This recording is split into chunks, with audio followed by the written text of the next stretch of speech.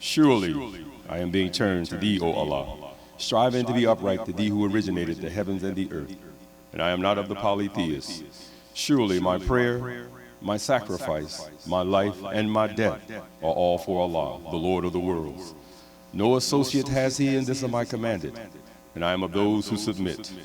O Allah, thou art the King, and there is no God but thee. Thou art my Lord, and I am thy servant, and I have been greatly unjust to myself, and I confess my faults. So grant me protection against all my faults, for none grants protection against faults with thee. And guide me into the best of morals, for none can guide into the best of morals but thee. And turn away from me the evil and the indecent morals, for none can turn away from me the evil and the indecent morals but thee.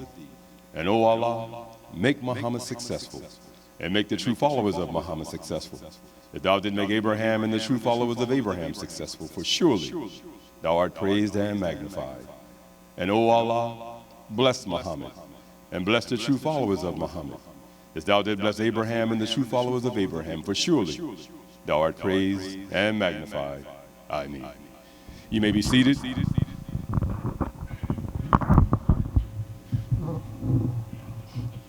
In the name of Allah, the Beneficent, the Most Merciful, we give praise and thanks to Allah that any time the human family falls astray from the position that He has put us in, which is always a lofty and upright position, that before He brings down His total destruction upon our disobedience, He always sends a messenger, a warner, or a prophet. So we thank Him for Moses and the Torah. We thank Him for Jesus and the gospel. And we thank Him for Muhammad and the Holy Quran. These worthy servants of Allah, we forever thankful to and for. For they, if you will, allow me to segue into the next three important individuals that is in this lineup. We thank Almighty God Allah for appearing to us in the personage of Master W. Fard Muhammad, the long-awaited Messiah of the Christians and the Mahdi of the Muslims. We thank Him for leaving His seat in paradise to travel 9,000 miles to come, seek and save that which was lost, and that is the black man and woman in the hells of North America. When everyone else had gave up on us, He came. He didn't send a messenger. He didn't send a warner. He didn't send a prophet. He came Himself because He wanted the job done the way He wanted it done. So we thank Him for leaving that place in paradise to come to get us. But I did not meet Him, but we are thankful to the next man in this lineup who did show up at a meeting just like this in 1930. And like you sitting in that chair right now, at the end of the meeting, we had something called acceptance. And the question was asked, how many of us believe that what we heard today is true and is good for our people? May I see your hands? And you raise your hands. It said, and if you believe that what you heard today is good for our people and it's true, how many would be willing to come and take the next step? And if you are doing that and feeling that way, come on down now and allow me to shake your hands. You're going to hear those words again today at the end of this meeting. But the man who heard those words in 1930 was a Georgia-born black man. They say that he was born, according to our history, on the heels of slavery. He said, and he grew up as a Baptist in a Baptist church. His grandfather was a Baptist minister. His father, a Baptist minister. He said, and during that time, as a little boy, he would listen to them preach on Sunday mornings. And they would deliver the message, but deep down in his heart, he knew something was missing. He couldn't put his finger on it, but as he grew, and he came into a place called Black Bottom, Detroit, at this particular meeting where Master Fard Muhammad was teaching, and he gave the call. How many would like to come and join on to your own? This man showed up, and when he got close to Master Fard Muhammad, he grabbed his hand and he said, I know who you are. And the master pulled him close. He said, yes, but who knows it but you? And kind of pushed him on. But a relationship developed between the two of them. And because of that relationship, we are here today in the Nation of Islam. The man who uttered those words, I know who you are, was that Georgia-born black man. His name, he was born Elijah Poole. But because of the magnificent work he was doing in a place called Black Bottom, Detroit, in the 1930s, he became known as the Honorable Elijah Muhammad. All praise belongs to Allah for that great human being. However, brothers and sisters, I did not meet either of those two. I didn't. And most of you in this room, I'm pretty sure you didn't either. However, the man that is causing each one of us to fall deeper in love with those two is the man that we say has no equal when it comes to men on this planet. Because The only two that could equal him out are the two that I just mentioned before him. God in person and his teacher, the Honorable Elijah Muhammad. This man, wherever you hear his name, people will stop and want to listen. As Brother Rodney likes to remind us sometimes, when the World Trade Center came down, he said, you needed a shoehorn. There's so many people in here, the fire marshal would have shut it down, but he didn't want to come down because he was scared to death too. But everybody wanted to know what this man had to say about the World Trade Center coming down. And this house was packed. And the man that I'm talking about, he is our illustrious leader. He's bold, he's bad, he's courageous. He's our brother, our friend, our champion, the Honorable Minister Louis Farrakhan. There's an old, three holy and righteous names. I greet you all once again, brothers and sisters, with the greeting words of peace. Assalamu alaikum. And for those who may not be familiar with those words, translated, it just simply means peace be unto you. Well, who in a war zone that does not need peace? You don't think you're in a war zone? What about all them arguments that kick off in the house sometime? How about the arguments we have with our friends, with our children, at school? That's a war zone. If you don't have peace and you're arguing, that's war. You at battle, just two forces coming against each other, but not in a positive way. You're not seeing eye to eye on a given subject matter. That's war. Of course, we're not going to even talk about our open enemy who he's at war with us right now, and we don't even know it. Well, we know he is, but we don't know all the things that all the machinations that he's coming up to destroy us. So what kind of man are we under that they will poison your water, poison your food, poison your air? Isn't that a war zone? That's not an overt activity. That is a covert activity. That means you can't see it happening, but yes, it is going on. So we like to refer to it as we're in a quiet war, and they're using quiet weapons. You don't hear the explosion necessarily, but you can see the casualties everywhere we look. You see people broke down, run down, laying on the sidewalks, sleeping on the grates, sleeping in front of the big buildings down in Center City. This is a war zone. Maybe they didn't fire the bazooka, they didn't shoot the tank, but the bomb did go off, and it's destroying the mind and the hearts of the very people that we live with, next door to, down the street from, in other states, in this country, is coming on down. The Honorable Elijah Muhammad told us that we would know that the end was near. Yeah, it said at this time, the Bible said it, but he just reinforced it.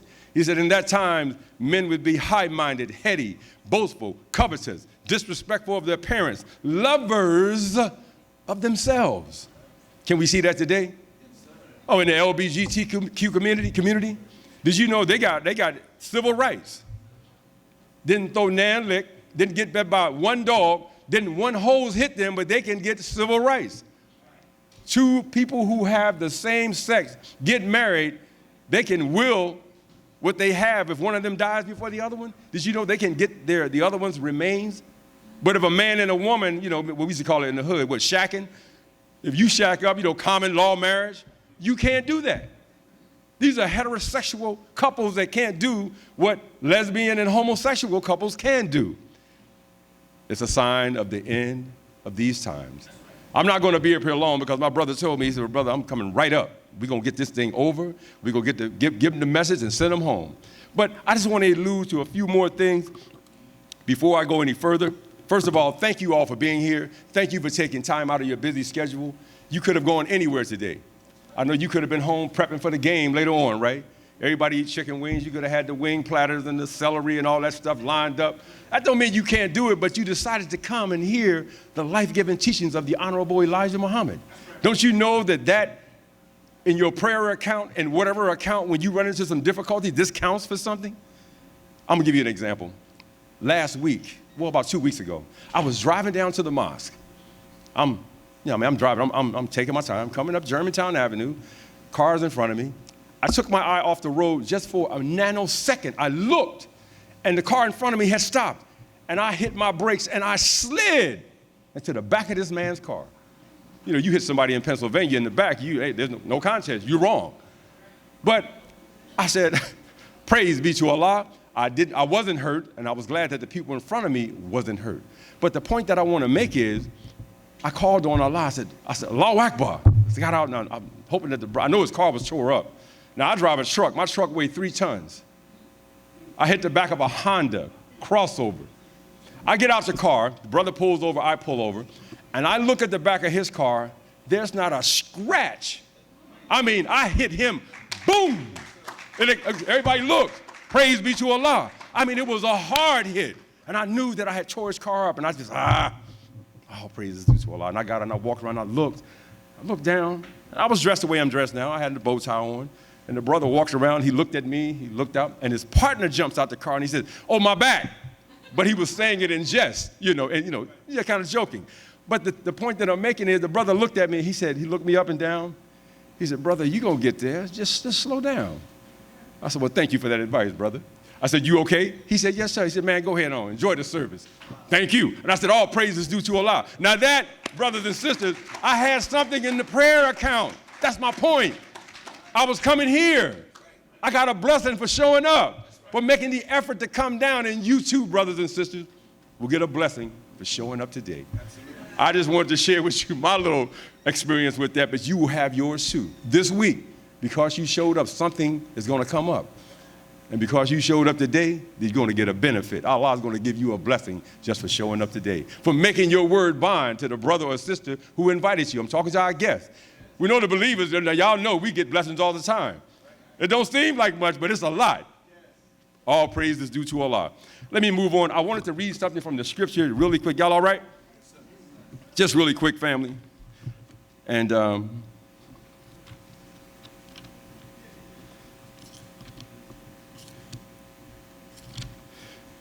this is from chapter 90 or Surah 90, Al-Balad, the city. It says, "In the name of Allah, the beneficent, the merciful, nay, I call to witness this city, and thou wilt be made free from obligation in this city, and the begetter, and he whom he begot. We have certainly created man to face difficulties. Does he think that no one has power over him? He will say, I have wasted much wealth." I'll stop right there. Oh, no, let me go on. I got to finish this part. Then I know my brother, he's real smooth. He got over it. I didn't see him get up there. "Does he think that no one sees him? Have we not given him 2 eyes and a tongue and 2 lips and pointed out to him the 2 conspicuous ways? But he attempts not the uphill road." And that's where I want to stop right there. The uphill road. That's where we all are right now. Everybody wants the easy way out. You know what I mean? Everybody want to take the easy way out. But it is the uphill road that will pull out of us that which the God has deposited in us. So never run from difficulty, brother. All praise is due to Allah. Never run from the difficulty. Face it. Face it. Because it's like a purifying agent. It's like fire burning the dross off gold. You're gold, diamonds. It's the pressure and difficulty that we go to that'll make us shine bright. And the world will see us. And you know how you can always tell that the God has put the light in you? People who are going through things will always come to you. They're always drawn to you because the light is on in you. You know how it is in the summertime, you can turn on your porch light, right? You didn't even know bugs were out there. But turn on that light. All kind of insects just show up around that light and start flying around it. Well, that's the way we will have that attracting power with our people. So keep coming out here in this life-giving teaching. Stay full of the light and attract each other. And always remember that it's the prayers that is going to get us out of these difficulties to the God. All praise is due to Allah. So without any further delay, I want to bring to this rostrum a brother who is a hard-working soldier. He's a soldier in the cause of Islam. He's a helper of the Honorable Minister Louis Farrakhan, as we're all here striving to be that. We want you to bring to this rostrum right now. Open up your hearts, open up your minds, and let's bring to this rostrum our brother, our Delaware Valley Student Regional Minister, Rodney Muhammad. All praises due to Allah. Assalamu alaikum.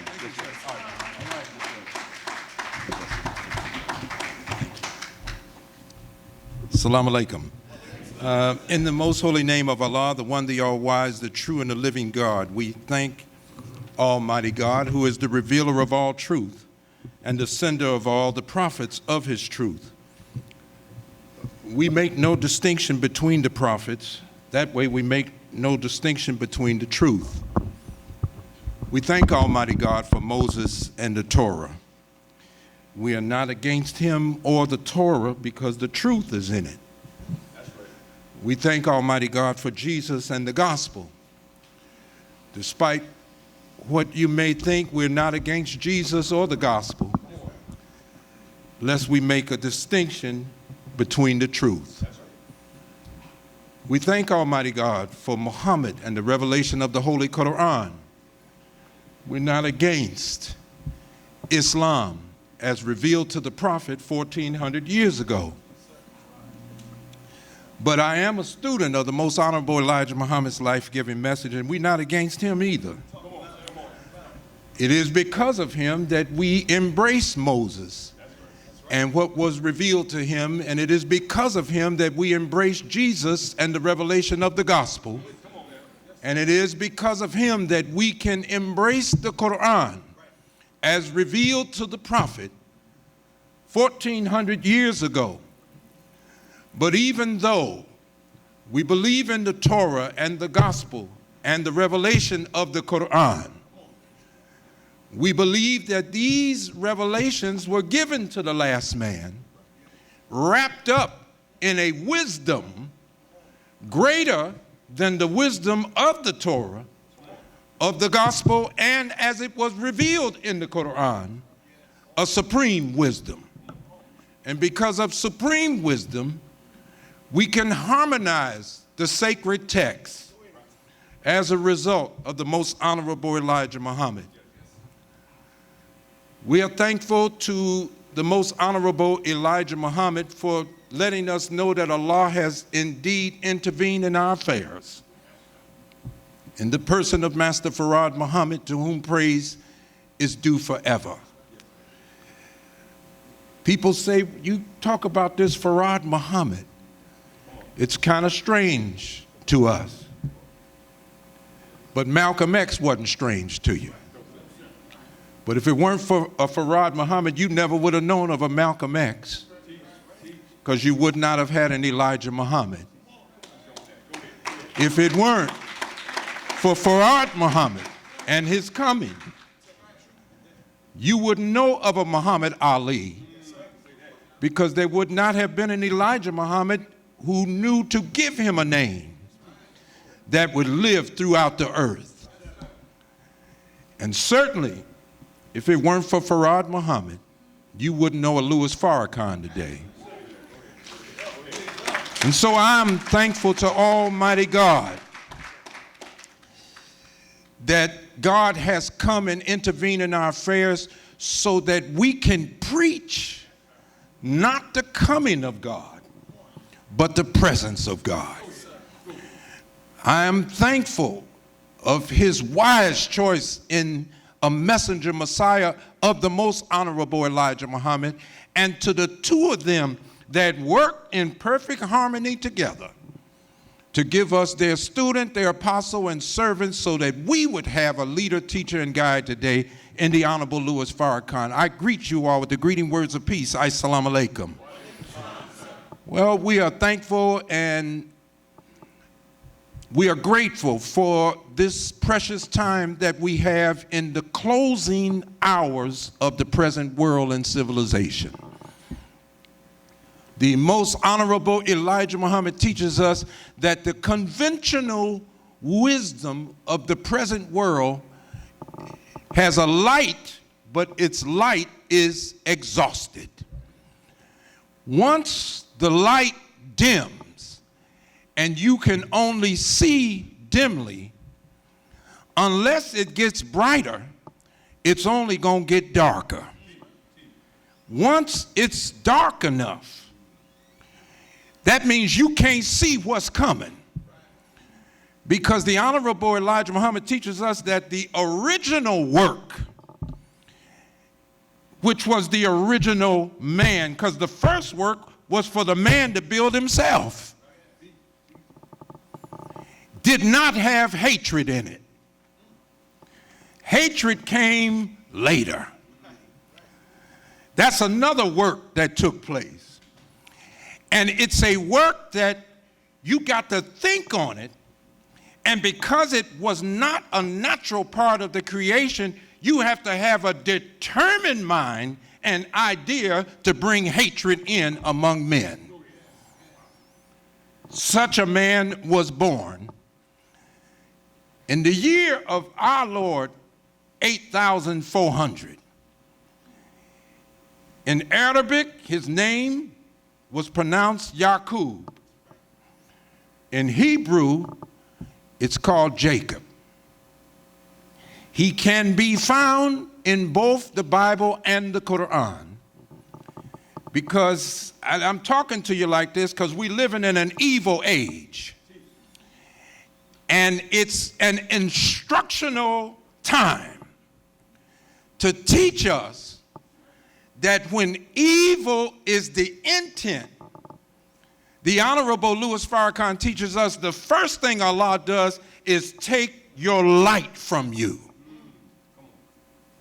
Once your light is taken from you and you go on with your work of evil, you're in darkness and you can't see what's coming. So since Mr. Yaqub had an evil idea, he lost the light to see what evil would bring. So we had to reveal to him what it would bring. And that's why the Honorable Elijah Muhammad says the poison book, the book Bible, really starts with the book called Revelations, because Mr. Yaqub, the father of this evil world, an evil that came from him that could not have existed had he not taught it. Orientation wasn't with white folks, it was with a black man. And he lost the ability to see the future. So we had to show him what the future would look like. And it's written in a symbolic language called the Book of Revelations. If the idea, the determination was to make a man that would rule over you, and he could only rule you in evil, he can't beat you in righteousness. In righteousness, you'll always win hands down because you were created from the first work, which was a righteous work. And so his evil world only had a certain period of time, and so now he realizes that the only way to keep the righteous from doing them out is to blind the righteous to their own righteousness and the power of it.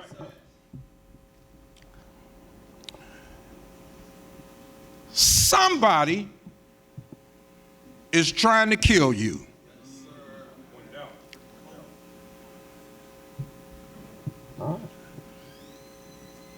And what they want to make you believe in the hour that you're living in, that it's you that's trying to kill yourself. In other words, you're being victimized, but they have cleverly turned the narrative where they can blame the victim. The time that you will witness the most horrendous assault on your life is at a time when white people appear, listen to me, to be most committed to the black cause. I was watching the Democratic debate in Texas the other night, and one of the candidates who's from Texas said right from the microphone before the whole nation that white supremacy, in words, is an enemy to us. We got to get rid of white supremacy. That's to make you think that white folks are now committed to your cause. But it's at a time when we're killing more of ourselves than ever before. More of us are dying from disease, bad food, misguidance, vaccinations, and everything. There's an all-out assault on us. So I said in part one, you wake up and find a rattlesnake in your bed and you jump out immediately. only to get to the bathroom and try to brush your teeth and acid is in the toothpaste. Come on. Go ahead. You find out poison is in the oatmeal, so you leave it and you run to your car to go to work, and it's a bomb up in there. How long does it take for you to realize somebody's trying to kill you? Our communities are rigged with booby traps.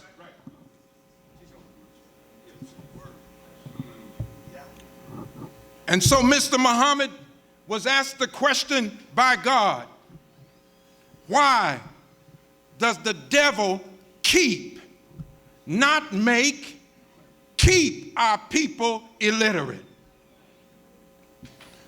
So that he can use them as a tool.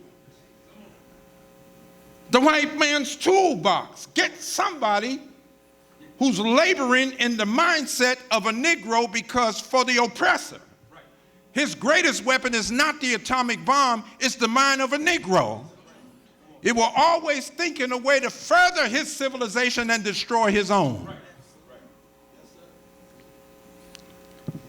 A tool and a slave, he keeps them blind to themselves. If I can just keep you from seeing how powerful you are, you'll only look at my power. It'll never occur to you that you have power that should first be recognized, realized, developed to increase your own capacity to do for yourself. Don't tell me you recognize your own power and we got to leave here today and go to somebody else to get our food. I'm not going to let you tell me that you are conscious and awake, and tomorrow your children will be in classrooms with the same people that beat your men, raped your women, will be educating your children, and you're going to try to tell me you're conscious and got power? Hell no, I'm not going to let you get away with it. Somebody's trying to kill you. They're trying to kill your body, your mind, your spirit, your resolve, everything that it's going to take. And you're not going to get out of this without using everything. Come on. There's no such thing as partial freedom. No, sir. Halfway slave. You all in or you all out? That's the way my teacher taught me. Farrakhan is not going for no partial freedom. So don't try to use him like the people in the caves use Moses. I like his teaching. It'll get me out of the cave. I'm going to use it just enough to get out of the cave, and then I'm going to go back to my cave-like ways. I like what Farrakhan's teaching, but damn, he's going to transform me from being a Negro to being a full-fledged 100% black man. A 100% black man is a man that knows how to respect, protect, and elevate his woman. A man that knows how to feed his children morally and spiritually. A 100% black man is a man that knows how to define himself. Define his own culture and reality. And says, damn it, I'm going to build this world by myself with the help of my God.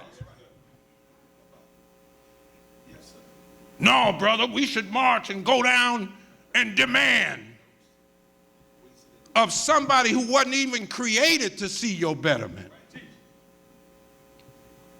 The Honorable Elijah Muhammad didn't blame the white man, he blamed us for continuing to go to somebody else to do for us what we could do for ourselves. Now, if we can't do it for ourselves, then I can see going to somebody else. Couldn't you? Yes, sir. If you said, look, I done tried everything. Yeah, you tried everything except Islam. Because the Honorable Elijah Muhammad said, after you tried everything, everything has failed you. This only came after he let you give it your best shot. we have to talk about neighborhood transformation. Why are we talking about it? Because the book of Ezekiel says, Son of man, I have left you as a watchman over the house of Israel. The house of Israel is a nation not 2,000, 4,000 years ago. We're living in the house of Israel. The founding fathers of this country started with the first slaves according to their own library, 1555. They had to break us down. They had to go through a process, so it's called a 64-year dark period. By the time 64 years was up, they had made a perfect Negro, which was the year 1619. They love for you to believe that your Genesis is in 1619. Right now, the New York Times is proud to present you with the 1619 Project. And they're putting out articles and everything, and I'm getting all kind of emails. Are you going to be there and speak on the 1619 Project? I said, hell no. Come on. Not after Mr. Muhammad told me that right in their own library, they start bringing us over here in the year 1555. If we're going to be free, we got to stop using their narrative and start with our own. If we're going to be free, we can't use his history. You got to use your own history. If you cannot define yourself, you can't defend yourself. And if you cannot defend yourself, you can't even develop. We need neighborhood transformation. The Holy Quran teaches us that man was made to face difficulty. Nothing is more difficult than getting us out of this situation. If you have something, just write it down on a piece of paper for me, give it to me before I leave. I'll come back up and correct it next Sunday. If something is more difficult than getting us out of this situation. In other words, making a Negro turn black. So the Honorable Louis Farrakhan, among men, has, because he sits in the seat of the Honorable Elijah Muhammad, the most difficult job any man will ever have in the annals of history. No work of destruction has been more complete than what has happened to us. So, in the book of Ezekiel, it talks about if you are a watchman. You know, the minister used to talk about a watchman because most factories and companies hire security or watchmen to watch their plants at night because the plants close down and they don't want anybody to break in, sabotage, steal secrets, or steal from them. So the watchman is generally equipped with keys so that he can enter different offices and rooms. He's equipped with a flashlight, sometimes a whistle, or some kind of radio or some kind of device to help him so that if he detects thieves and or trouble, vandals coming in, he can spot them and alert authorities so that he can get backup help. Well, God is telling the Son of Man, I'm leaving you as a watchman. Come on. Well, why, God? Because the people are asleep. They really don't know what's happening to them.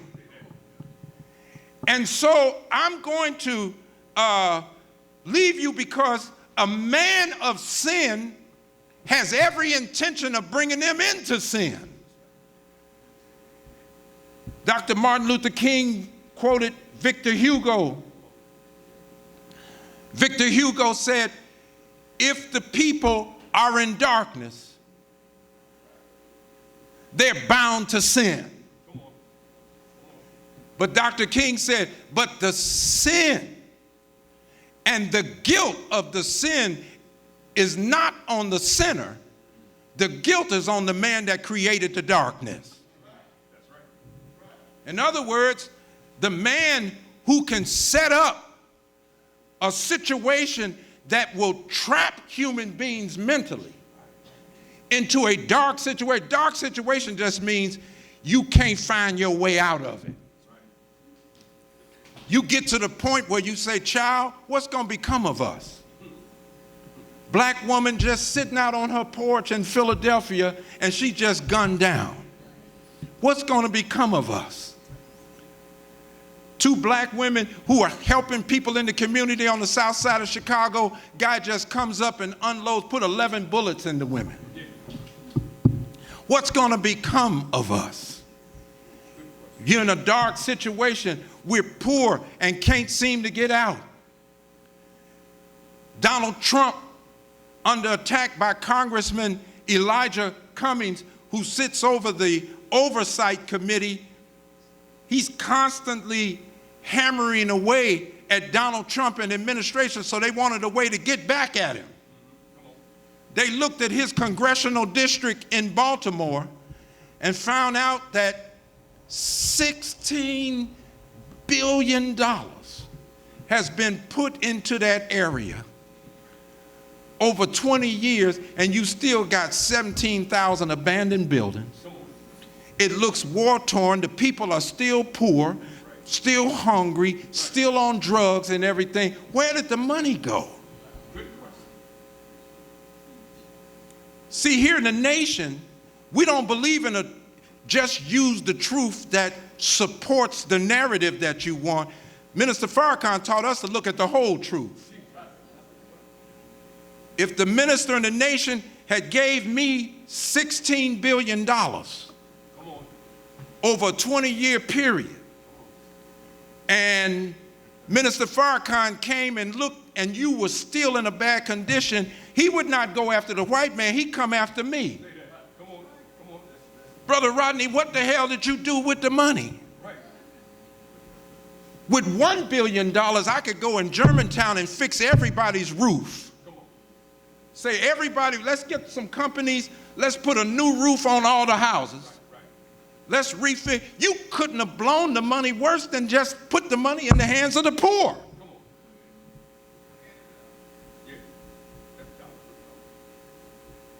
If we don't be honest with ourselves, we ain't never gonna get out of this.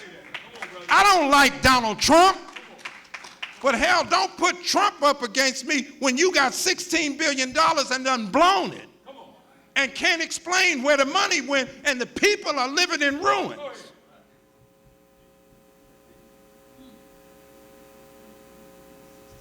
No, we need neighborhoods. So when you live in darkness, I was just speaking to the new police cadets just graduated. And every time there's a graduating class, different stakeholders in the community are asked to come and speak to them. And I said, what am I going to say to them this time? So I quoted Victor Hugo. And then I told them, like you, I'm a crime fighter. I said, now you're going to fight crime looking for the drug dealer, the stick-up man, the rapist, the shooter, or whatever, a murderer. You'll be fighting crime, but the crime I'm fighting is crimes you don't even look at. See, you come from the suburbs and you'll be riding through West Philly or North Philly somewhere and say, God, how do the people live like this? But the crime is you got slum landlords that ain't been arrested yet. Are you following me now? I said, that's the crime I'm fighting.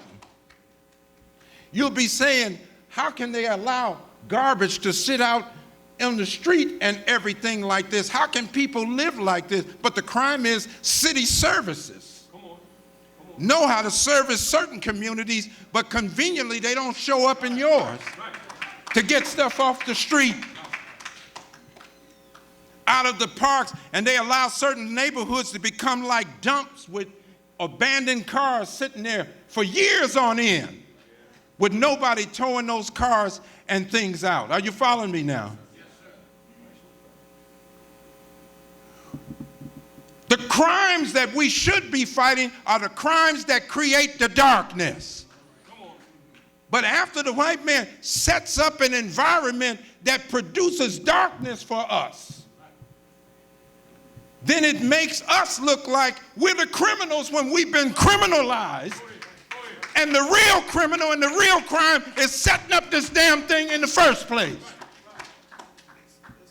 So Farrakhan is here to preach us out of this.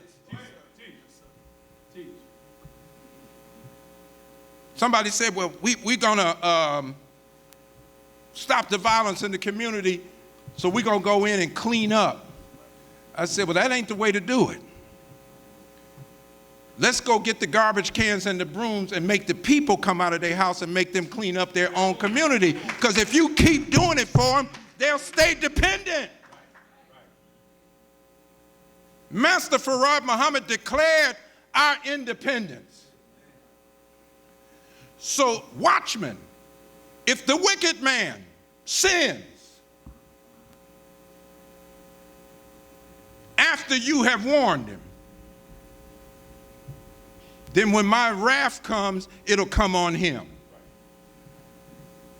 But if the wicked man sins because you have not warned him, see, then I'm going to require his blood at your hand. So Mr. Muhammad taught us, what is the law of the said person who is civilized?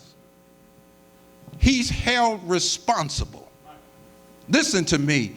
Once you're civilized, you're held responsible for the acts of the uncivilized. Well, what is civilization? It's having knowledge. Not any kind of knowledge. Morehouse don't have this.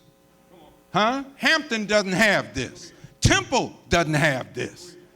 The University of Penn doesn't have this. The kind of knowledge we need is a requisite knowledge.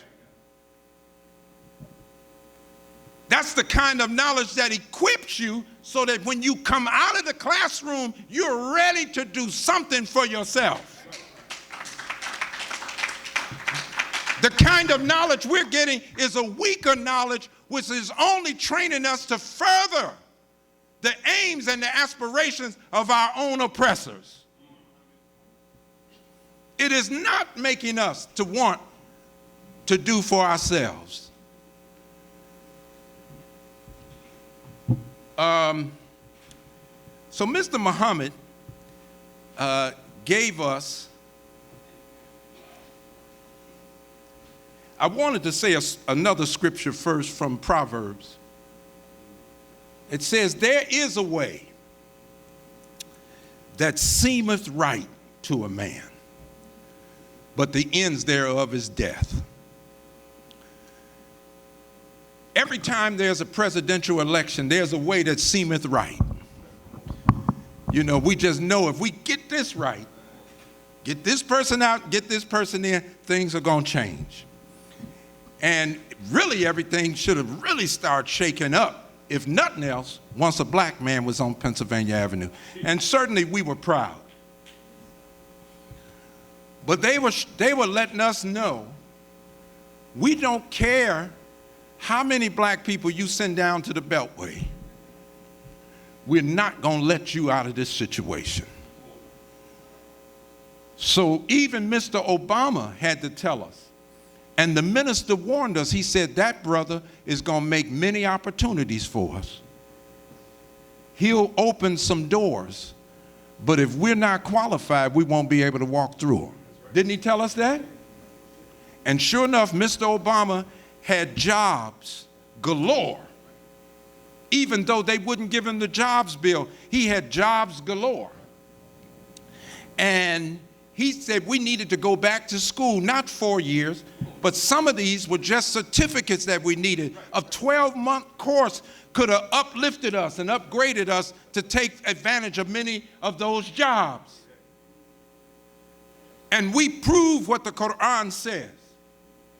Allah will not change the condition of a people until they first change it themselves. Ain't nobody got no cavalry that's coming after you. The only cavalry we got is we got to get some horses and mount them ourselves and make the charge ourselves. Get up ourselves. Upgrade ourselves.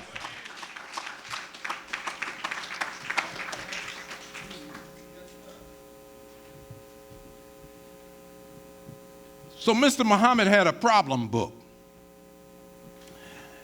And he said that God gave him this problem book. Now, a problem book is not designed for just recitation. You can't recite your way out of your problem. Problems got to be solved. And he said, you know, God came and he saw our miserable condition. And he wanted us to have a thorough knowledge of it. And so he brought it to us in a mathematical way. When you take a human condition and apply a numerical expression to it, that's called an index. So what Master Farad Muhammad was showing us was the misery index. The misery index of the Negro deals with poor health. They said there are 10 top killers of black people that's taken us out at least 250,000 a year, which is the population of Birmingham, Alabama. According to our own Nation of Islam research team, there are 10 top killers taking us out. You know, heart failure, diabetes, strokes, high blood pressure, homicides. If you're between 15 and 34, homicides is doing it. But there are 10 top killers that are taking us. I'm telling you, somebody's trying to kill you. So as you go back, and as I saw a magazine yesterday in Rite Aid, and it said the science of how to live longer. Almost every page of How to Eat to Live, book 1 and 2, Mr. Muhammad is talking about prolonging your life. But we're trained not to even give Mr. Muhammad's teacher a thought. We ain't ready to listen to it till white folks start talking about it. All he knows is how to shorten your life. Now he's around telling you what not to eat. But he wouldn't tell you that when Mr. Muhammad was teaching you what not to eat. Now he's telling you what you should eat and what kind of foods are better for you. But he would not tell you that when Mr. Muhammad was teaching you that. Housing. Do you think a man wants to see you in good housing after what we did to them?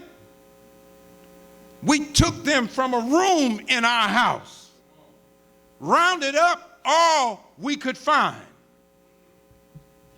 and we ran them 2,200 miles across the desert into the caves and the hillsides of Europe. Isn't it a wonder that in 1988, Newsweek magazine came out talking about the Neanderthal man, or the parentheses caveman, that the caveman actually is the European.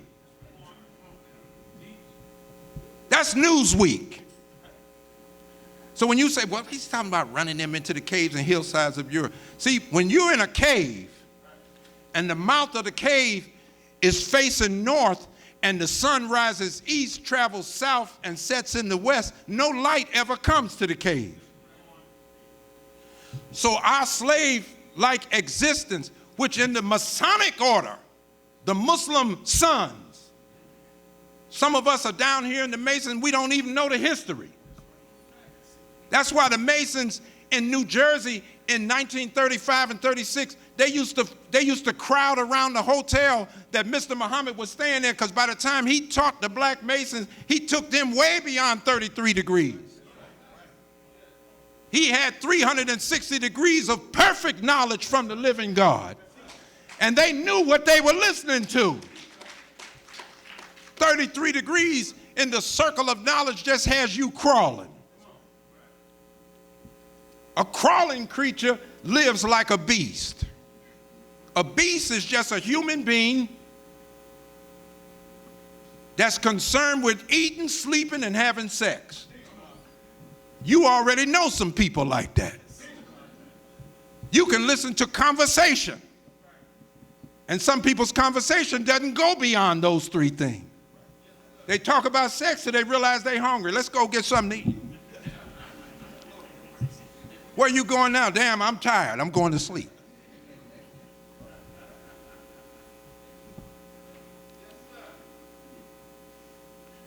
So a man that had to live like that and went savage, he's making sure no light in North America ever comes to you. Every great teacher and leader that we had, they did everything to destroy him. Paul Robeson died in this city, brokenhearted. Marcus Garvey was deported. Let's just get him out of the country. With 5 to 6 million black people following him, that was the largest mass movement of black people in the history of this country. The military intelligence agency set up to harness a group of black intellectuals that would cleverly start leading us down a path to nowhere, the road to nowhere, which is where we find ourselves today. Employment. They have a formula we found that's set up. They never intend to have 100% employment. They always want to keep a certain amount of people unemployed. The Honorable Elijah Muhammad teaches us that the day would come when they would fail to be able to successfully give employment to their own. Are you listening to me? And so he's saying, based on that, how are they going to turn around and make you a priority rather than their own people? The only reason a lot of jobs have opened up in the suburbs is because of the opioid crisis. A lot of young white people are dying from overdose. So if you drive far enough out in Willow Grove and places, you'll see help wanted signs.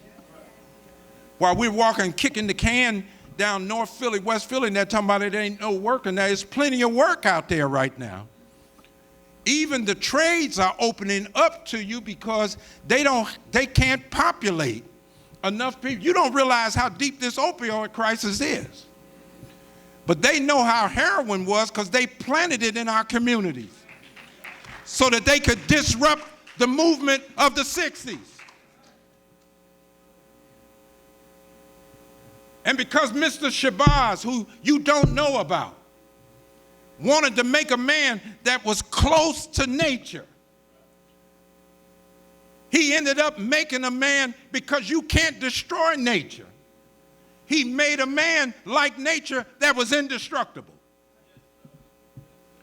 That's the one. They didn't go over to the rest of us that never went with Mr. Shabazz down into East Asia, as they call it, Africa. So they didn't get pulled into slavery.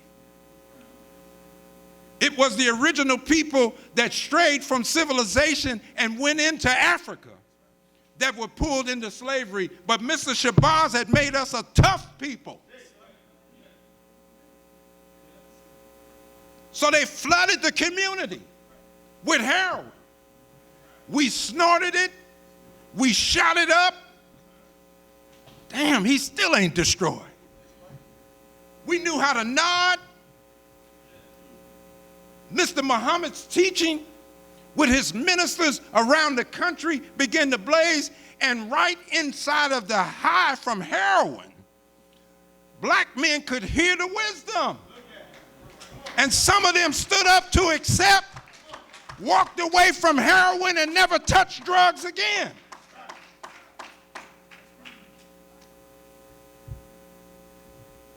So the authorities moved out, along with the FBI, and they moved out, and rather than trying to get rid of the drug dealers, they was trying to get rid of Mr. Muhammad.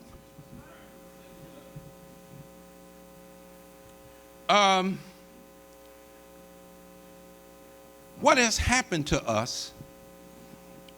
Look at this definition of genocide. A systematic, planned annihilation of a racial, political, or cultural group. It's planned already for our own self-annihilation. The way to do that is menticide. Menticide is the destruction or the killing of the mind. Kill the mind's ability to think for itself. Once you can effectively destroy the mind, you can damn near make anything live inside of it. So we have become the greatest culprit. Next to the planner of our demise, we have become the greatest culprit in our own demise right now. When the Honorable Louis Farrakhan started what we call a Stop the Killing tour, it culminated into a call for 1 million black men to come and meet him in Washington, D.C. Just as the scripture says, what man having a light would hide his light under a bushel basket? See, a man that would have light and hide it is a man who's an enemy of the light. Jesus said, would he not set it up on the tabletop? Would he not set it up on the hill so that men that don't have light would be able to see it? So the Honorable Louis Farrakhan said, I got a light, and I need to set it up on the hill, but in order for a nation of men that's in trouble, I need to set it up on Capitol Hill. That's why we chose Washington, D.C. And when he raised the light on Capitol Hill, even though we were proud of it, then people started attacking him. Farrakhan talking about a light, a torchlight for America. The Honorable Elijah Muhammad preached the fall of America. But a man that's divine, like every prophet, because if you got a problem with a man showing people in darkness a torchlight, then don't tell me you love Prophet Muhammad. Prophet Muhammad forgave the people that fought him the whole 25 years.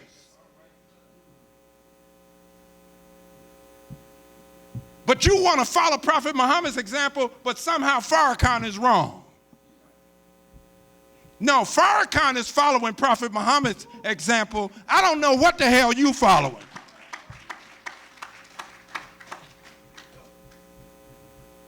The torchlight is a light that you never hold in back of you. You always hold it out in front. Because without it, you can't see where you're going. Without it, you don't know what's coming. And if you take down the man that's got the torchlight, then in this land, none of us will be able to see our way.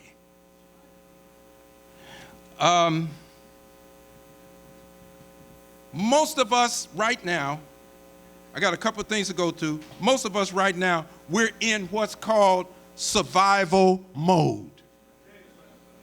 So what does survival mode do? It makes you start employing what's called coping mechanisms. I just got to try to cope with what's going on.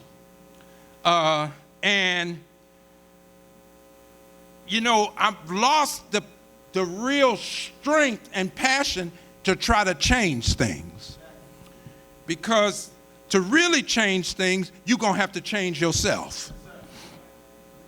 There's no resources coming from the mayor, governor, or the president that's going to change our community. Only what we change ourselves. Even when Dr. King went to Chicago fighting poor housing of Negroes, he had a 6-hour meeting with the Honorable Elijah Muhammad. It was the messenger that told him, you're fighting to get my people out of the slums, but I'm fighting to get the slums out of my people. Because they have conditioned my people that no matter where we move, we'll tear up. The Wizard of Oz can't save you. If we move to Emerald City, we tear it up. In 10 years, the murder rate will be up. In 10 years, a lot of things will be broken down because the people are broken. We're trapped into substandard education. First of all, we were brought here for cheap labor. Once you can't be used for cheap labor anymore, you want better pay, you want benefits, you want paid vacation, you want profit sharing programs, 401ks. It costs too much to keep us now. So the only other alternative is to find a way. Once something becomes obsolete, you in a capitalistic country, the bottom line is profit. If I got to pay more to keep you around, that's going to shrink my profit. Guess what? You have become obsolete.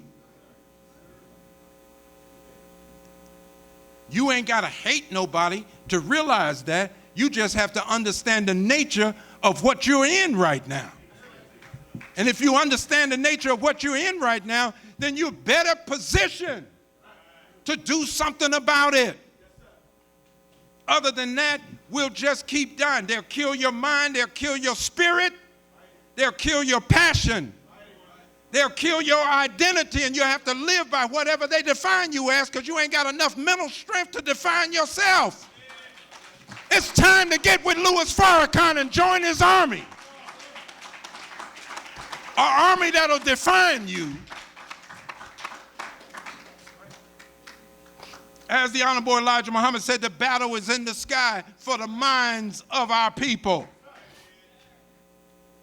Mr. Muhammad understood that when you have a true image of yourself, you produce the right kind of culture, and that'll produce the right kind of society. So he said, I can't go out in the community right away and set up the condition to recondition the Negro. I have to call him into my temple. So when we come out of Negro world into Muhammad's temple, yeah, I'm mad enough at the white man, I'm joining up with Muhammad. Good step. But when you step into Muhammad's temple, ain't nobody talking about the white man. Brother, next time you come, shine your shoes. Your hair's too long. Get them zigzags out of it. Put your hands out. We're checking your fingernails. I don't like the way they do me over there. Them lieutenants is sharp. He's trying to make a man out of you. God damn it, the lieutenants make a man out of you. You want to turn the lieutenants into a social club. Weaken the conditions. Take the demands off of me. A man is somebody that lives by demands. A man puts demands on himself. That's what the lieutenants are trying to make us. Real men.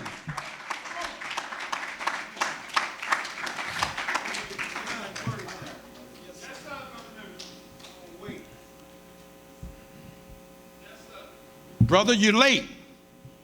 You're always late. We called you 6 times today. You ain't returned a call. Nobody's picking on us. We picking on the Negro that's in us. Trying to get him out.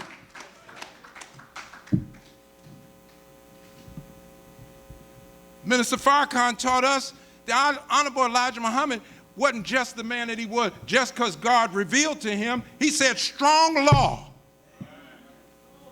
made Muhammad.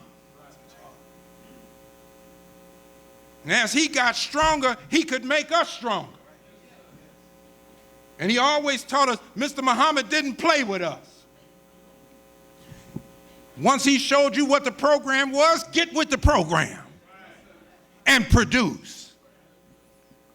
And when you go out and find old soldiers of Muhammad, they always speak with pride of the kind of work they did at the time that they did it. Why? Because they know somebody was making a man out of them.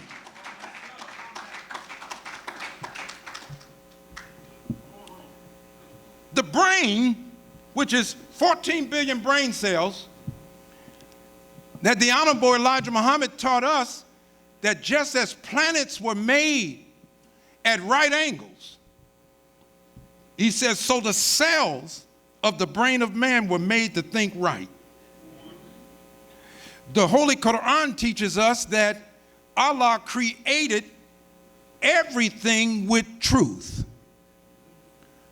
Now, if he created everything with truth, are you created? So you were created with truth. You say, but the Quran says I started out as a life germ. Truth was in the life germ. And as the life germ united with the egg and produced the first cell, truth never left it. And every stage of our development, truth was with that stage.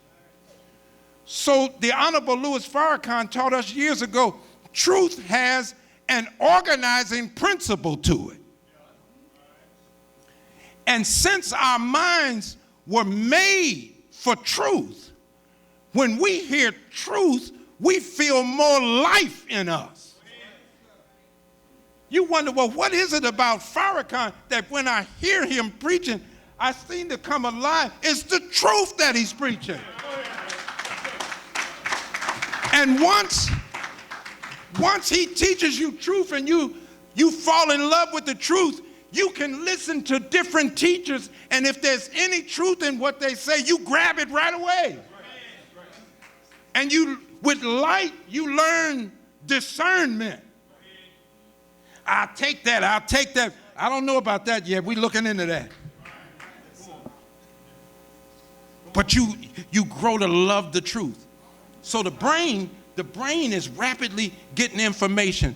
And this is what the scientists of this world have found out. They found out that so much information, and now with social media and everything, things are coming to the brain very rapidly. And they found out that the human being will only really process what they're familiar with. And because there's so much information, we tend to discard what we're unfamiliar with. And they also found out that the human being, once you have a self-concept, you only accept information that matches your self-concept. And information that doesn't match it, you tend to discard it. So if somebody can make you have a poor self-concept, you're not accepting things that could make you better. You don't want to hear it.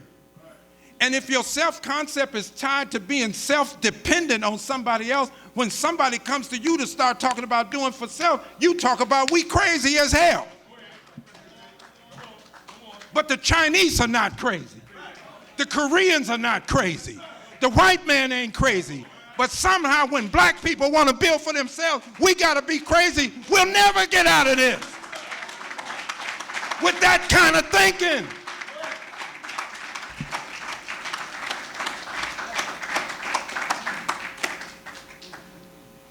He set up experiments with rats. They set up a mazeway for rats to run through, and when the rat tries to run through something and he bumps his head, he starts learning where not to go. Y'all better listen now. And they found out you can train the rat to go just the way you want him to go. That's why Carter G. Woodson said that once the Negro is trained, he'll never come through the front door because he had always been trained to go through the back door. And he said he's so trained now that even if a back door is not there, he'll still be back there and cut one out. Because of the training of the mind. You can condition the mind to do whatever you want it to do. That's why you got to fight for your mind. And you can't do that if you're not reading. That's why most people live by the Quran says hearsay and conjecture. Where'd you get that from, brother? Well, I heard that such. You ain't never read nothing. You're listening to gossip and weak knowledge that's flowing up and down the streets. That's not going to free you.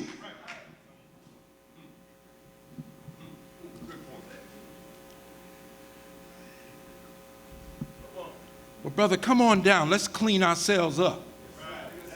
And let's study together. And I'll help you the same way the brother did in the Malcolm X movie. He said, come on, let's go to the library. Let's start here. Look up white, look up black. See? It just starts like that. It's just that simple. It ain't nothing big that we talking about. And he sat down, and look how light started coming to his brain almost instantly. See, we're made for the truth. But see, if you hit your head enough and learn not to go here, somebody train you, don't go there, only go this way and that. Nah, I ain't into that. That's not my thing.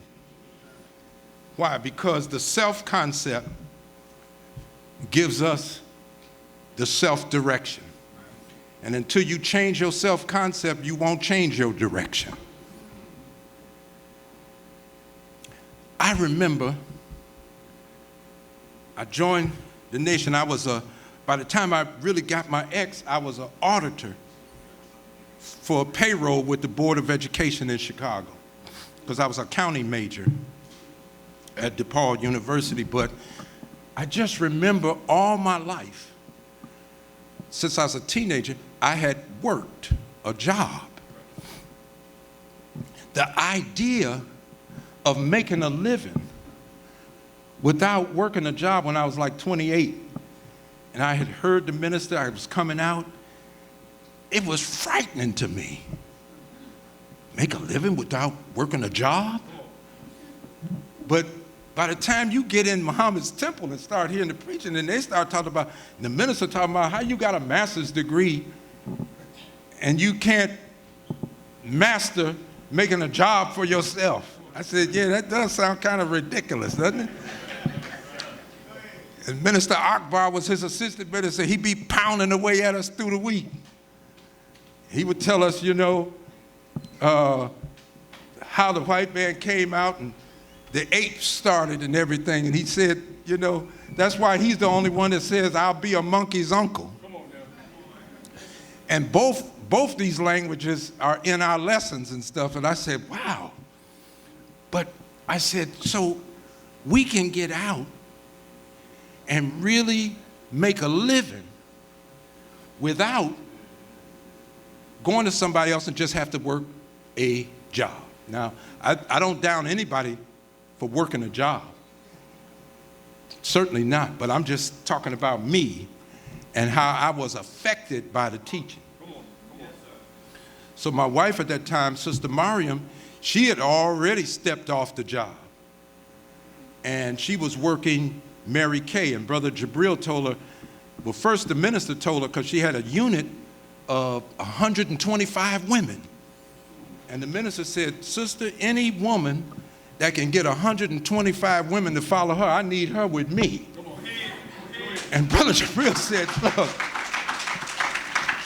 So I just took the courage. I didn't take no long time, like I'm gonna quit 6 months or something. I did it in 2 weeks. I just left. And I had to go to Hard Knock University first. But I learned how to make a job for myself through sales. Now, I made more money in sales And it was just unbelievable, the size of the checks. Because I wasn't lazy. I'd get up and go to, get out and hustle. But my thing was, I felt so powerful. So when I would read in the paper, unemployment rises, layoffs, well, I didn't have to tremble because I know somebody's always willing to pay somebody that'll work on commission. And I knew how to go out and do that kind of thing. I'm just giving you an example of how I felt the power from the FOI training. And Brother Collett was the captain at the time. He used to always drive it, and he would see me making that money. And he'd be calling me. And I said, man, we had so many, we were building a company up. And, Brother Collett, he didn't like to live lightweight. So he had he cut a hole in the ceiling and built him an office up there in the Final Call building. God knows what he'd have. He'd have been with us when we got to Mas Mariam. But my God, he had a house with a swimming pool inside. He could walk from the kitchen and just jump in the pool inside. No, I don't blame him. He said, look, I'm not living in the little house on the prairie just to satisfy the mind of some Negroes. Said, damn it, I'm with the black movement. Yeah, I don't blame him.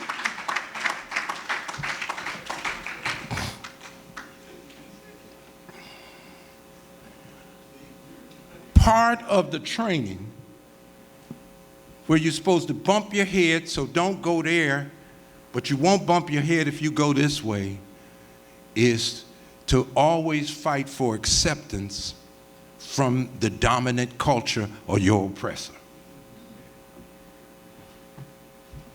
But a new self-concept that Mr. Muhammad is teaching us about a black man, you stop looking for acceptance from white folks and you accept your own and be yourself. See, that's a whole new, and you realize from the Quran as it teaches us, Allah's knowledge encompasses all knowledge.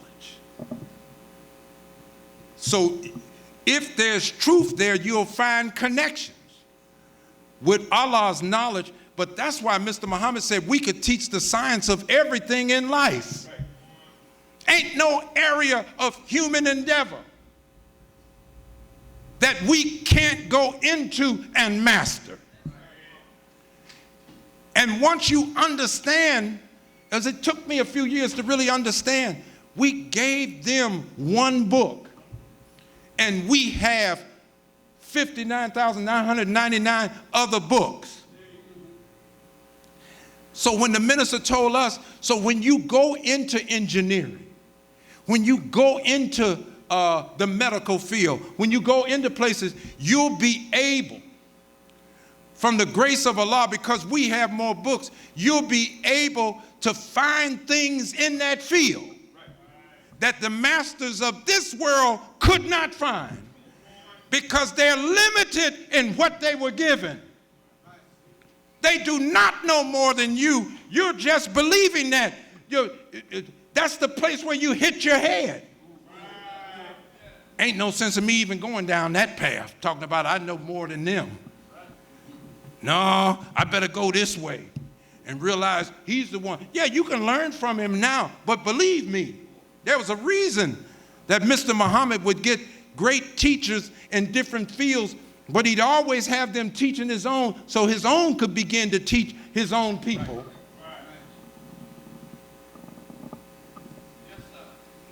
Somebody had told me, they said, well, have you ever heard the minister say, don't study the problem book? I said, no, I never heard that. And they thought, brother in New York, Brother Hafiz had said, don't study the problem book. I said, well, I've been knowing Hafiz for years. I said, if he said the minister said that, then the minister said it. I said, but I don't believe he said that, and even if he did, there's a context to it because we got the problem book. Now, I talked to Brother Hafiz. He happened to call me. He said, no. He said, brother, what I said was, I went to the minister with a question from the problem book. The minister said, brother, don't worry about that. Our children and children's children will answer those questions. That's what he said. You go ahead with what I have given you.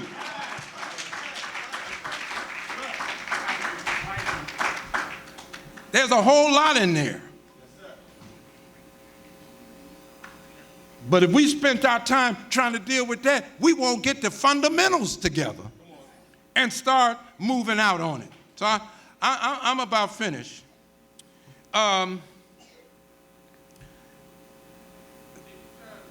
people, I was in Wilmington, Delaware last year, and we were dealing with devil. And, you know, I said, it's another whole subject. You know, one subject is about rounding folks up and running them into the caves and hillsides of Europe, but they came out. And that's something we never teach about, them coming out. In the 18th surah of the Holy Quran, you'll see that they talk about the Great Wall of Durban, 50 miles long, built by Dul al-Qanan and others in the Quran, when he told them to bring me molten brass, and they were trying to keep them trapped up in Europe. But they ultimately came out. And you'll see in the Quran that they engaged Solomon in the building of the temple, right? Solomon had the birds, he had the men, and he had the jinn. And the jinn were the Caucasians who were stone cutters in helping of the building of the temple. And ultimately, they began to marry in among the original people, because the original Hebrews were black, the original Arabs were black. Y'all better listen.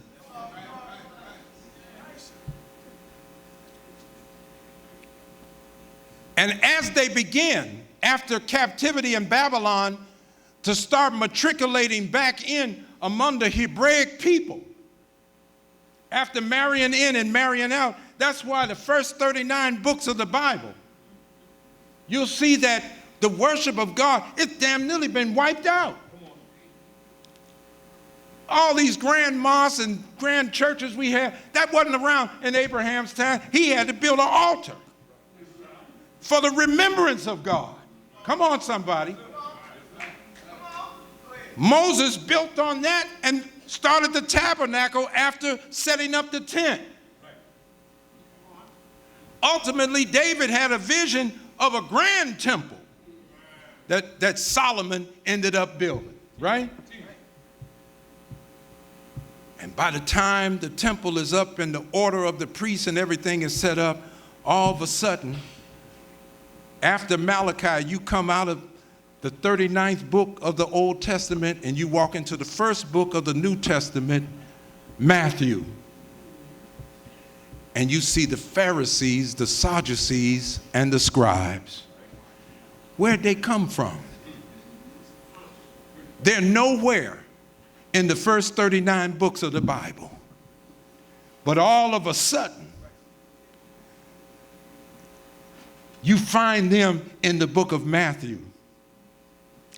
And they're enemies of Jesus. And as a religious order, they had that religious order as an enemy of Jesus, who also conspired to use the Romans for Jesus' crucifixion and the killing of him. See, the Pharisees, the Sadducees, and the scribes were grafted in. They were not a part of that original order. After marrying in and marrying out, these people began to take over. That's why the Babylonian Talmud has been exalted up over the Torah that God revealed to Moses. The minister had to bring all that out Savior's Day, so I'm not going to get all into it. But it has something to do with being at the root of the evil of the present world that we're in. And the old maps of the world show you Africa almost shaped like a human heart. And you and I, we've been cleverly, our minds have been cleverly redesigned to look at an area called the Middle East as if it's not Northern Africa. But Israel is Northern Africa. Arabia is northern Africa. But he'll tell you the Middle East, that ain't a continent, ain't but 7 continents. And Africa is one of them. And as it's shaped like the heart, if you can inject poison into the heart will put poison into the whole body. So that's where they had to get in so they could control religion. Are you listening to me? And they've poisoned religion. And now religion is corrupt all over, as the Quran says. Corruption has entered the land and the sea. And you can't purify religion by just practicing rituals. You have to get to the truth. And that's why now, as it relates to many of our houses of worship, particularly in Western civilization, young people are not flocking to them. The minister said, if you want to get the young people to flock to religion, they got to have a higher manifestation of that religion now. Because what we're showing them ain't working. We're trying to show them yesterday's merchandise, but it ain't satisfying today's customer. So because we don't have what they want and they're shopping for something, we don't have what they want, they're still out shopping to find a philosophy, to find something that can really begin to free them. Our enemies came out of the cave with what psychologists call a reaction formation. A reaction formation is an organized effort against a perceived threat. It's my last point. What's the threat that our oppressors are living with today? Repopulation of America. Story just hit about 2-3 editions ago in the Final Call. They wrote a book back in 1973 dealing with this, but they're concerned with being repopulated. It's just too many of us. And according to Pat Buchanan's book, Fall of the Christian West, you have to give birth to at least 1.6 children per household to maintain a white dominance in terms of population in this country, but the white woman's womb is failing her. Because God's hand is set against the womb. And so, when one white person is born and one white person dies, that means for every one coming in, there's one going out. You're at 0 birth rate.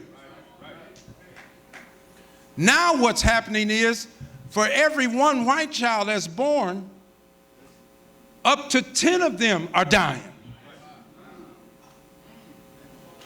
Are you talking? I'm not talking no hatred, because I don't have no control over who has a baby and who doesn't. I don't control the womb. I'm just making a report. But the Bible says, who will believe our report? So I go get their statistics. That means that there's more of them dying than they're giving birth to. We found this problem in the book of Exodus. They came to Pharaoh and said they're multiplying. Who? The slaves. Their wives are fertile and vigorous, and they're giving birth. So he said, we got to find a way to kill them. Well, let's do something, kill all the, no, don't worry about the men. We around talking about, man, they got a conspiracy against black men. They done left us alone, brother. Because they put us through the maze. They know we done figured out where to go and where not to go. They ain't worried about us. They worried about our children. They're not coming after black men. They're coming after our children. And when you look at the homicide rate, which is one of the top killers in the country, it's between 15 and 24. That's our babies.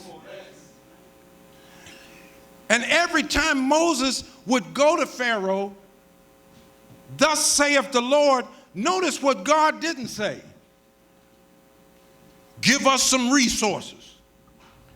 You know, give us some jobs. See, if we're going to be men of God and tell the people we're reading the Word of God, don't tell me we going to demand of the mayor and the governor to give us jobs. Man, we got to come better than that if we reading these scriptures. I'd rather take a shot at them giving us the money to help create the jobs. We done been that route before, asking our oppressors to give us a job. They know we need work. We got the statistics from them. For them to have put it together for me to go and research it means they knew how many of us were unemployed before I knew. Where do you think I'm getting the numbers from? It's the same way we got accounts of what happened to us in slavery. The Honorable Elijah Muhammad teaches us, and our Savior has arrived. He said they kept a record of all their evil. Did he not say that? He said in their courtroom, they kept a record of how they have ruled over the people. So every unjust ruling in the white courts, all you got to do is go to the white courts and get the record. We're in the time of judgment. The messenger said judgment is not God sitting on the throne destroying this people and saving that one, though that's going to ultimately happen. He said judgment is when everything is made to tell on itself. And when you're in a time when people tell on themselves, you just go to the killer. He'll tell you how many people he killed. And he'll tell you how he killed them.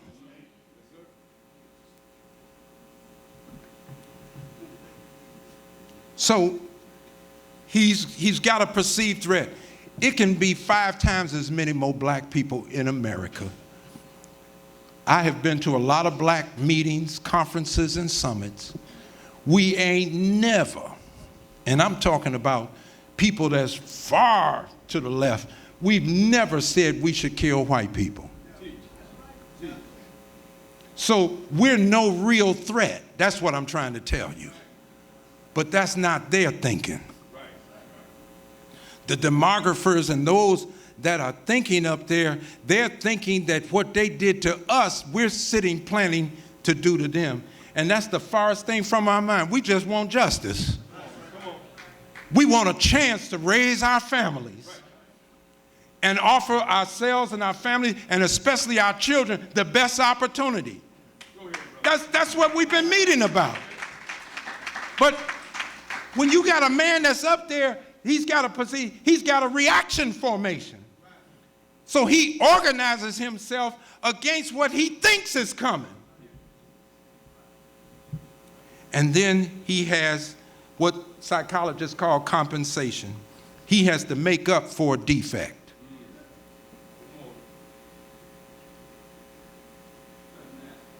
So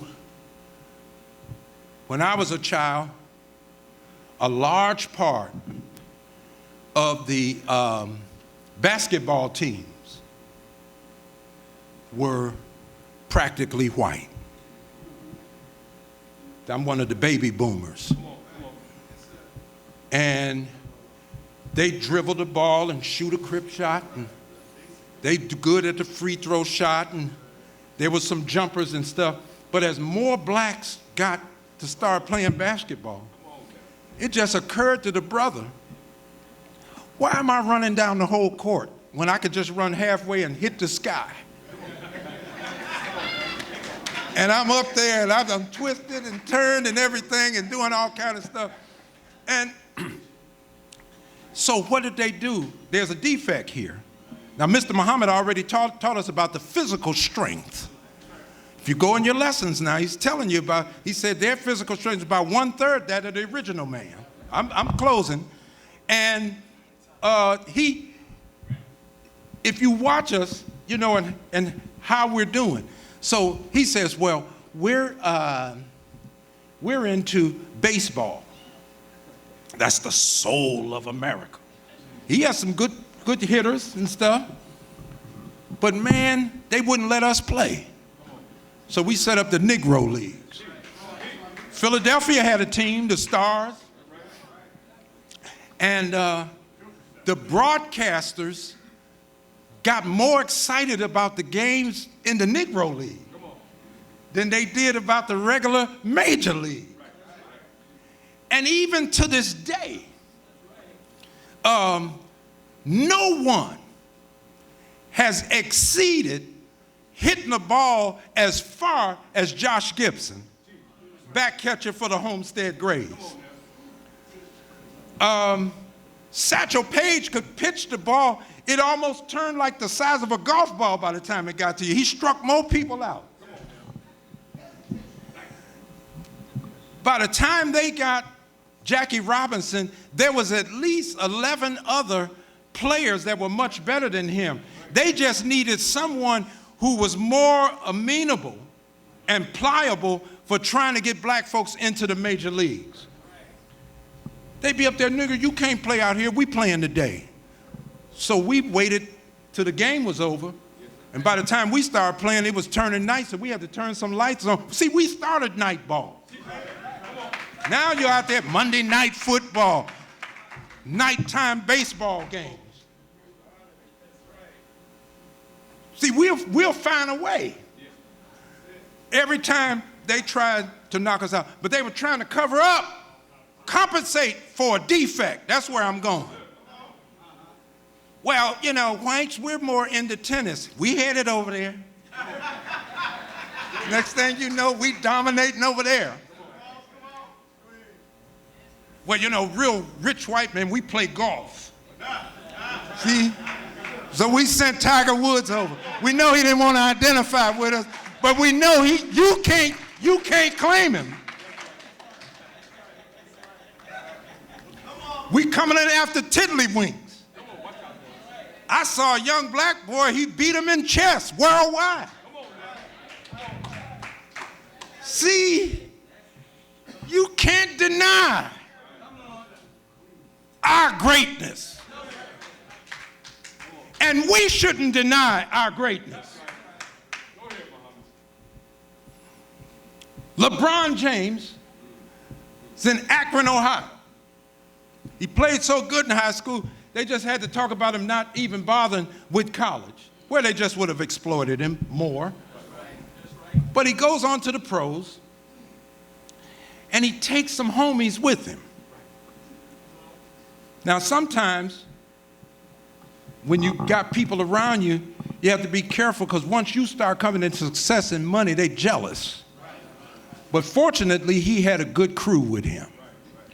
And his homie, his friend, his brother, you know, been advising him well. And they see LeBron. He done sent at least 4,000 black people all the way through college. Just paid their way so they could get all the way through. Now he set up his own school. So look what they do to cover up for a defect. This is just working too good. And if more of them are like this, more of them will start bringing their buddies. You can't be an agent unless you got a 4-year college degree. Look what they're trying to come up with. See, we better push back on that quick, because they don't want to see this kind of thing. You had a lot of black entertainment specialists who would still be dormant if it hadn't been for the young brothers on the street rapping. And as they grew, they took these black folks with them to do their legal work. And they were their road agents and things like that. We would not have climbed into these 6-figure, 7-figure salaries. Our God is with us. That's what I'm trying to tell you. There's a roadway out of this. And it is the life-giving teachings of the Honorable Elijah Muhammad. May God keep you in his embrace. And keep listening to the Honorable Louis Farrakhan. And don't think that we lied to you. Somebody is trying to kill you, but they don't have to get away with it. Assalamu alaikum. All praise is due to Allah. Is there anybody out for their first time today? Never been out? Thank you, sir. Thank you, sir. Thank you for being out with us. Thank you for being out with us. We are thankful to Almighty God for all of you today. If you're out for your first, second, or third time, the Honorable Louis Farrakhan is asking us. He has extended an invitation to Islam. Not Islam as you think, like some form of religion as opposed to that organized religion here, but we're talking about coming back to the nature of yourself. Because Islam is an Arabic word that just talks about submission, and we're talking about submission to the will of God. A Muslim is just a person that enters into peace, and you ain't never gonna do that unless you submit to the will of God. Amen? Because a Muslim is just a righteous person. A righteous person. You don't have to dress a certain way in that. We want to see ourselves cleaned up, yes, but you know, this is not about trying to look like something, it's trying to become something. This is about a work of restoring us to what God had already created us to be. All right? So if you feel that this invitation to Islam is something that's authentic for you, and I'm telling you that it is, it ain't my call, it's the Honorable Louis Farrakhan's call. I'm asking you to come on up, let me shake your hand today, and you come on and be a part of a learning process, because that's what we're all in right now, right? We're in a learning process. I'm going to leave this planet learning. I ain't never going to know it all. And don't you let nobody make you think they know it all. Because any of us, we remain students in Allah's creation, right? And if we come under the scholarship of God, then we'll always be learning as long as our mind is humble enough to learn. So I don't want to make you think that we know it all and that and you don't know anything. We just asking you to come on and join in a process. And we're trying to learn how to perfect our walk with the Honorable Louis Farrakhan. Is there anybody that want to help me to do that today? Male or female, this is the time to do it. And that means, come on out.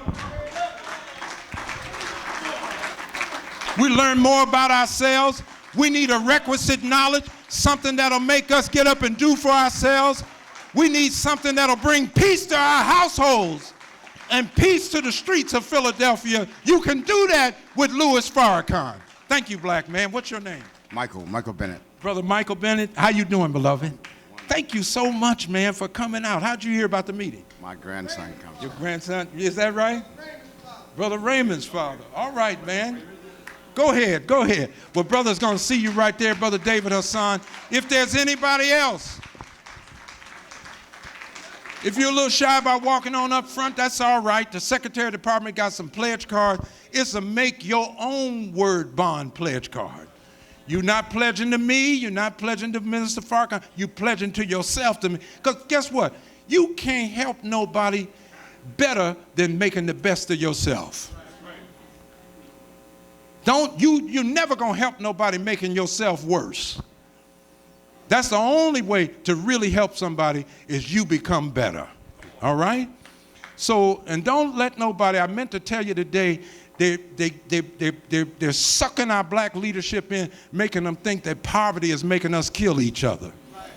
In other words, all we got to do is throw some money to everybody and they'll stop killing each other. Well, why haven't they stopped killing? They got all the money at the top. They killing people here and overseas. Some of the biggest murderers grew up with a silver spoon in their mouth. No, there's something else there. And we've been poor before, but we ain't never murdered each other like this. We've been poor, but we've never looked at a black woman that we could get wisdom from. Just pull out a firearm and gun her down.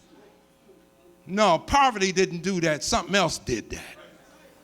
See, and we can go after that in this kind of house because we got that kind of requisite knowledge. We could have been some of the same killers and hell raisers on the street, but we have come into a body of knowledge. And we are trying to make ourselves better men by virtue of that. If there's anyone else, we welcome you to come. We're going to take up our public offering, get some dinners, and go home. Think about some of this that we've heard today. We could not share everything with you, but I'm telling you, God ain't going to change our condition until we first change it ourselves. You say, well, how can we change it ourselves? Just change your mind. And he'll start leading you down a path, and you start feeding your mind something different. Guess what? You'll see yourself different. And once you see yourself different, your actions will change.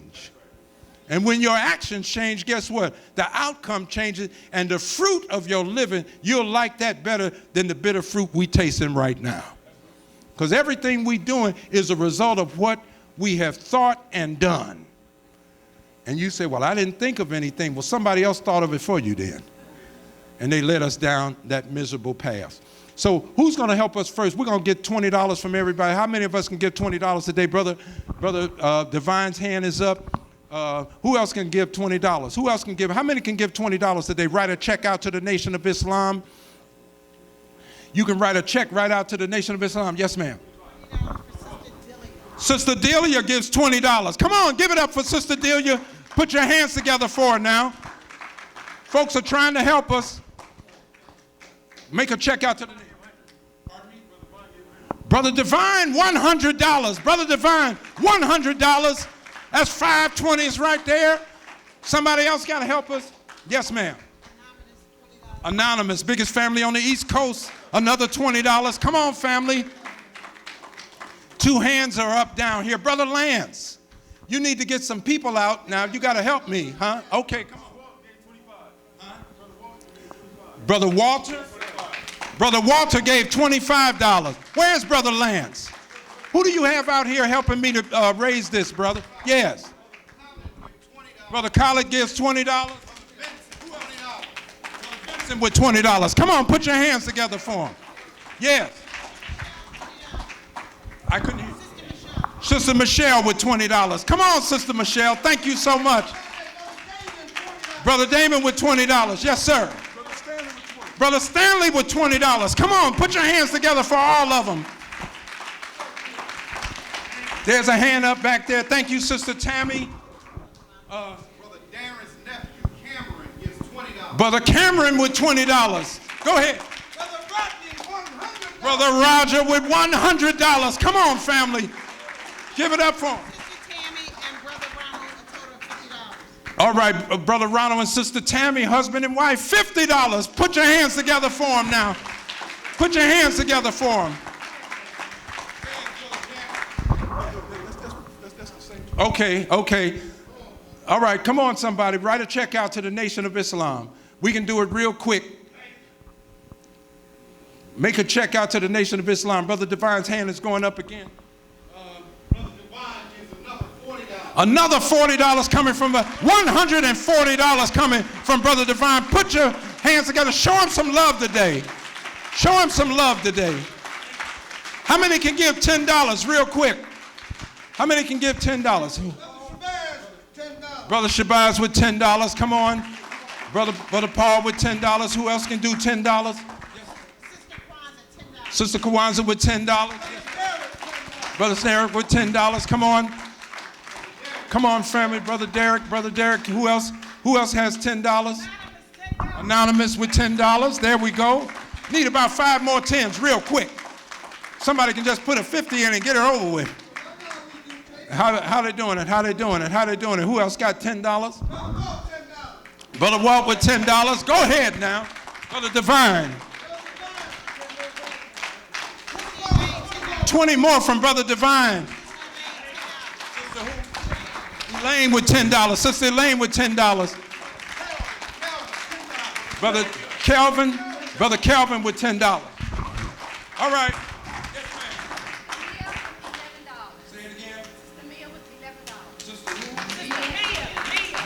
Sister Mia with $11. Come on now. All right, we're working with it.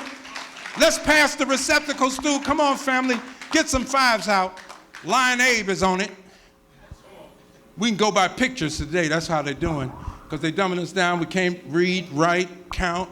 They're working on us. They're working on us. We thank you all so much for being out today.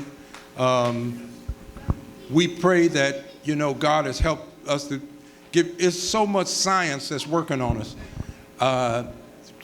Do we have Dr. Wesley's tape on how they're weaponizing the food? Is that a tape? Is that a tape, or is it just online? It's just online. But man, we got to start. See, this is why the Honorable Elijah Muhammad, now just think of this, this back in the 30s, he said, get your mouth out of the white man's kitchen. He didn't go tell the white man to stop poisoning you. He just said, no, you get your mouth out of it. I'll just tell you, if we just could follow some folks that's black that's trying to tell us the right way to go, we might just start getting a little better. Huh? They're going to tell more and more, and with social media, you can pick it up almost instantly now. And the more you know of what already been taught, you'll say, you know, he said that. He said, told us to watch out for that and watch out for this, that, and the other. So, you know, we got to probably, you know, they slipping something in. Ain't nowhere in the world I could go all week, he ain't slipped something in. So I got to get back to fasting again just regularly. I fast every now and then, but I used to fast regularly coming into the nation, because look, that's the only other way to go after this stuff. He's not going to correct anything. There were 4,800 food companies back in the 50s and 60s. It's only 35 now. So that means 35 CEOs are sitting down talking about what we're going to eat, how it's going to be prepared, and how they're going to get it to us. That's dangerous. And there's nobody, the Food Drug Administration is a joke.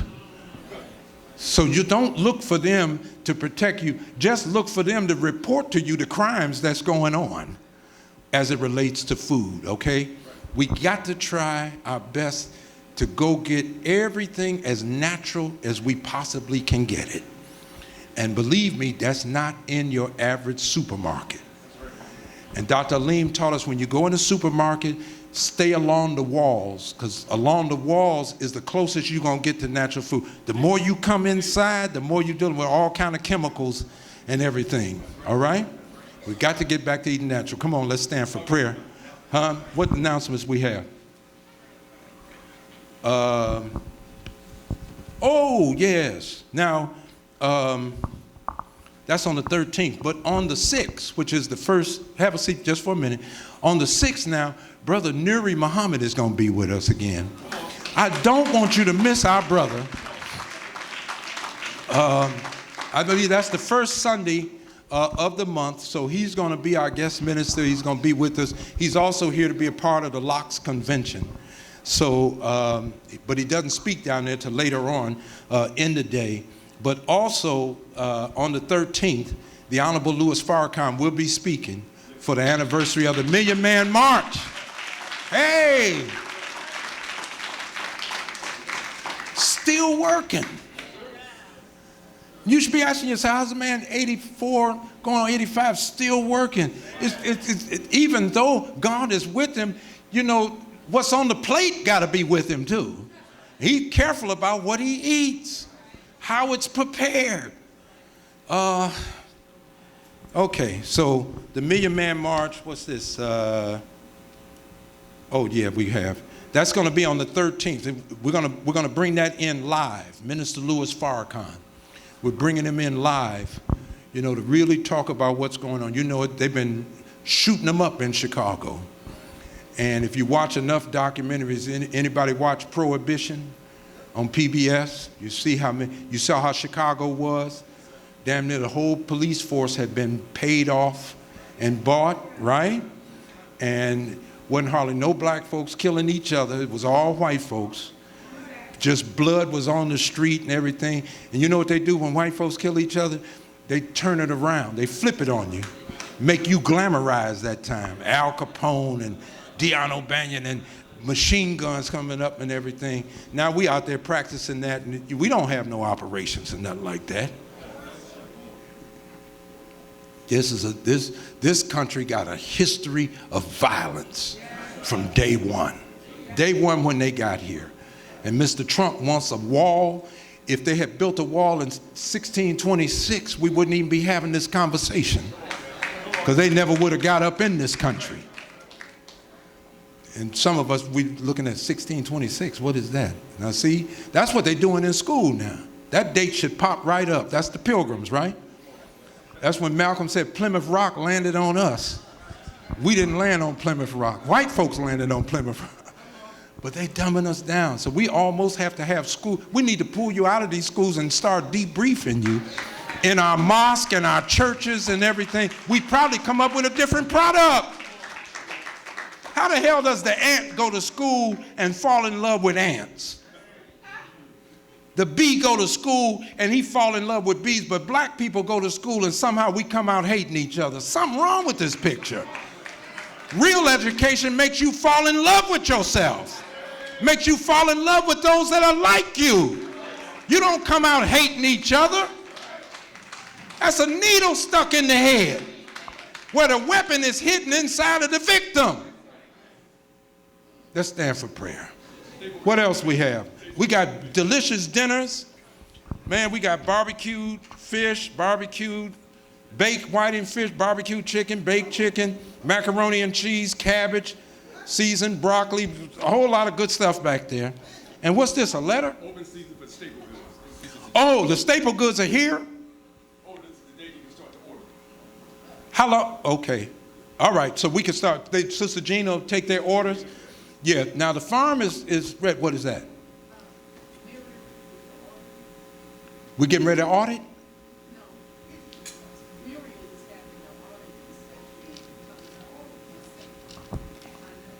Yeah, but they don't have that down here. We'll get with it.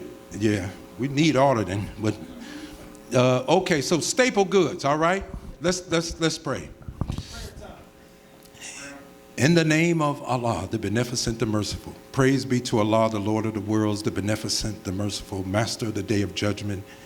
Thee do we serve, and thee do we beseech for aid. Guide us on the straight path, the path of those to whom thou hast bestowed favor, and not of those to whom wrath is brought down, nor those who go astray. Say he, Allah is one. Allah is he of whom none is independent, but upon whom we all depend. He neither begets nor is he begotten, and there's none like him. And I bear witness that none or nothing deserves to be served or worshipped besides Allah, and I bear witness that Muhammad is indeed his servant and messenger. Ameen. Thank you again, brothers and sisters. You get tapes of the Honorable Louis Farrakhan. You can get a tape of today's lecture.